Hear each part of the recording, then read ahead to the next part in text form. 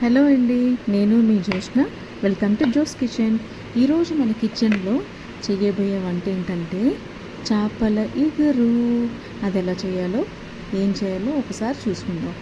ఇప్పుడు ఇలాగా జీలకర్ర, పచ్చిమిరపకాయ, వెల్లుల్లిపాయలు ఇలా మనం తాలింపులోని మామూలుగా వేయటం కన్నా ఈ ఈ విధంగా దంచుకుని వేస్తే ఆ టేస్ట్ కానీ ఆ స్మెల్ కానీ చాలా బాగుంటుంది. ముక్కలకు కూడా బాగా పడుతుంది అనమాట. సో అందుకోసం అని చెప్పి నేను ఈ విధంగా డైరెక్ట్గా తాలింపుల్లో వేయకుండా ఇట్లా వేస్తాను. ఇలా సన్నంగా తరుగుకున్న ఉల్లిపాయలు అవి వేసిన తర్వాత ఈ ఉల్లిపాయలు కూడా వేసుకుని కొంచెం అటు ఇటు కలపండి. కొంచెం మగ్గేంత వరకు, కొంచెం ఉల్లిపాయలన్నీ బాగా వేగేంత వరకు కలపండి. ఈ లోపల నాకు కొంచెం లైట్గా ఉప్పు, పసుపు వేసుకునే అలవాటు ఉంది, ఎందుకంటే ఇంకొంచెం ఫాస్ట్గా మగ్గుతాయని. సో పసుపు, ఉప్పు వేయటం మీకు చూపించడం మర్చిపోయాను. సో ఇష్టం ఉన్న వాళ్ళు ఉప్పు వేసుకోండి, లేదు అంటే తర్వాత కూరలో చూసుకుని వేసుకోవచ్చు, నో ఇష్యూ. ఇలా ఈ విధంగా మనం ఇవి కలుపుకొని ఇది కొంచెం వేగాక అల్లం వెల్లిపాయ పేస్ట్ కూడా యాడ్ చేసుకోవాలి.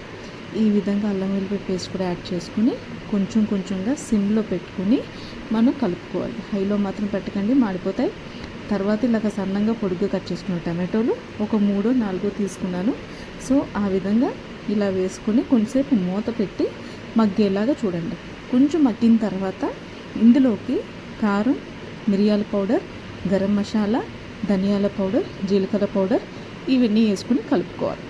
ఇవి కలిపి ఇవన్నీ కూడా ఈ విధంగా బాగా బాగా మసాలాలన్నీ బాగా వేగిన తర్వాత మీకు ఒకలాంటి స్మెల్ వస్తుంది. ఆ స్మెల్ బట్టే మీకు అర్థమైపోతుంది పర్ఫెక్ట్ కుక్ అవుతుందని. లేదు అంటే ఈ విధంగా ఆయిల్ తేలుతుంది. ఇలా ఈ విధంగా ఆయిల్ తేలినప్పుడు కూడా మనం తెలుసుకోవచ్చు పర్ఫెక్ట్గా మసాలాలన్నీ సరిగ్గా సరిపోయాయి. ఎప్పుడు స్పైసెస్ ఎప్పుడు సరిగ్గా సరిపోతేనే ఇలా ఆయిల్ ఫ్లోట్ అవుతాయి. సో ఇదే ఇండికేషన్ అనమాట. ఇక్కడ నేను కోణం ఫిష్ తీసుకున్నాను. అది చాలా పెద్దగా ఉండటం వల్ల స్లైసెస్ కట్ చేసా.